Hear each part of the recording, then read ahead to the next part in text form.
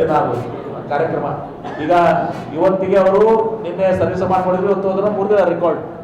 ಇವತ್ತೆಲ್ಲ ಮುರಿದಿದ್ದು, ಇವತ್ತು ರೆಕಾರ್ಡ್. ನಿನ್ನೆ ಸಭಾ ಆಗಿತ್ತು, ಇವತ್ತು ರೆಕಾರ್ಡ್ ಮಾಡಿದ್ದಾರೆ. ಹಾಗೆ 3ನೇ ದಿವಸಕ್ಕೆ ನಮ್ಮ ಬಿಜಾಪುರ ಜಿಲ್ಲೆ ಬರಲ್ಲ, ಅದಕ್ಕೆ ಗೌರವಿಸುವಂತದ್ದು ಭಾಗ್ಯ ನಮ್ದದ. ಹೆಮ್ಮೆ ಪಡ್ಬೇಕು ನಾವೆಲ್ಲರೂ ಕೂಡ ಗೌರವಿಸುವುದು. ಮತ್ತು ಇದು ಕಾಂಗ್ರೆಸ್ ಪಕ್ಷದಿಂದ ಸನ್ಮಾನ ಅಲ್ಲ, ಇದು ಜಿಲ್ಲೆಯ ಜನತೆ ಪರವಾಗಿ ಸನ್ಮಾನ ಇತ್ತು ಸರ್. ಗೌರವ ಅಂದ್ರೆ ಏನು ತುಲಾಭಾರ ಮಾಡ್ತಿರೋ ಅಥವಾ ಇಂದಿರಾ ಗಾಂಧಿ ಅವರಿಗೆ ಮಾಡ್ತಾರೆ? ಈ ಯಾಕೆ ಕತೆ ಮಾಡ್ತಾರೆ? ಗಾಂಧಿ ತರ ಕಾಯೋದು ಸಸ್ಪೆನ್ಸ್ ಇರ್ಬೇಕಲ್ಲ, ಅದು ಮಾಡ್ತಾರೆ. ಬಟ್ ಗೌರವಿಸ್ಕಾರ ಮಾಡ್ತಾರೆ, ತುಲಾಭಾರ ಆಗಲ್ಲ, ಗೌರವಿಸಬೇಕಾರೆ ಸೂಕ್ತ ಗೌರವ ಮಾಡಿ. ಬಿಜಾಪುರ ಅವರು ಉದಯ ವಿಶಾಲತೆ ಅನ್ನೋರು, ಇಂದಿರಾ ಗಾಂಧಿ ಅವ್ರನ್ನ ಮತ್ತು ದಿಲ್ಲಿಗಂತವ್ರು, ಬಂಗಾರ ಮುಗಿದಂಥವ್ರು. ನಾವೇನು ಬರಗಾಲ ಇದು ಮಾಡ್ತೀವಿ ತಿಳ್ಕೊಂಡ್ರಿ, ನಾನು ಕೊಡ್ರಿ ತಿಳ್ಕೊಂಡ್ರಿ. ನಾವು ಬರಗಾಲದಾಗ ಮಾಡೀವಿ, ಈಗ ನೀರು ಬರ್ತಾವ. ಈಗ ಏನು ಮಾಡ್ತೀವಿ ನಾವು? ಬರಗಾಲದಾಗ ನಾವು ಹಿಂದುಳಿದ ಜಿಲ್ಲೆ, ಬರಗಾಲ ಜಿಲ್ಲೆ ಅಂತ ಅಂಕಡಾಗ ತೂಗಿದ್ದೀವಿ. ಯುದ್ಧದ ಸಲುವಾಗಿ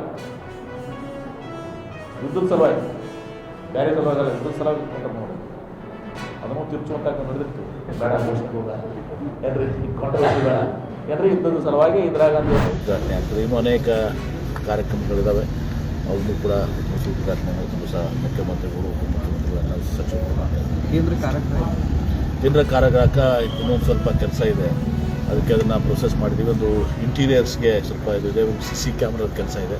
ಇನ್ನೊಂದು 15 ಕೋಟಿ ರೂಪಾಯಿ ಬೇಕಾಗ್ತದೆ. ಅದನ್ನು ಕೂಡ ನಾನೇ ಗೃಹ ಮಂತ್ರಿ ಇದ್ದಾಗ ಅದನ್ನು 100 ಕೋಟಿ ರೂಪಾಯಿ ಪ್ರತಿ ವರ್ಷ ಕೊಟ್ಟು ಅದನ್ನು ಕಾರಾಗೃಹ, ನಮ್ಮ ಹಳೆ ಕಾರಾಗೃಹ ಅಂತೇಳಿ ಅದನ್ನು ಮಾಡಿಸಿದ್ದೆ. ಇನ್ನೊಂದು 15 ಕೋಟಿ ಅನುದಾನ ಬೇಕಾಗಿದೆ, ಅದನ್ನು ಪ್ರೊಸೆಸ್ ಮಾಡ್ತಾಯಿದ್ದೀವಿ. ಅದನ್ನೊಂದು ಮತ್ತು ಮೈಸೂರು ಸ್ಯಾಲರಿ ಸೋಪ್ ಒಂದು, ಅದು ಕೂಡ ಏನೋ ಪ್ರಗತಿಯಲ್ಲಿದೆ. ಇನ್ನೂ 3-4 ನೆಕ್ಸ್ಟ್ ಹಂತದಲ್ಲಿ ಮಾಡ್ತೀವಿ. ಈಗ ಪಂಚಮಸಾಲಿ ಸಮಾಜದ ಮುಖಂಡರು ಒಂದು ವಿರೋಧ ವ್ಯಕ್ತಪಡಿಸಿದ್ದಾರೆ. ಮುಗಿದೋದ ಕತೆ. ಎಲ್ಲರೂ ಈಗ ಕೂಡಲ ಸಂಗಮ ಸ್ವಾಮಿಗಳು ಈಗಾಗಲೇ ಈಗ ಒಂದು ಸ್ಟೇಟ್ಮೆಂಟ್ ಮಾಡಿದ್ದಾರೆ, ಎಲ್ಲರೂ ಕೂಡಿ.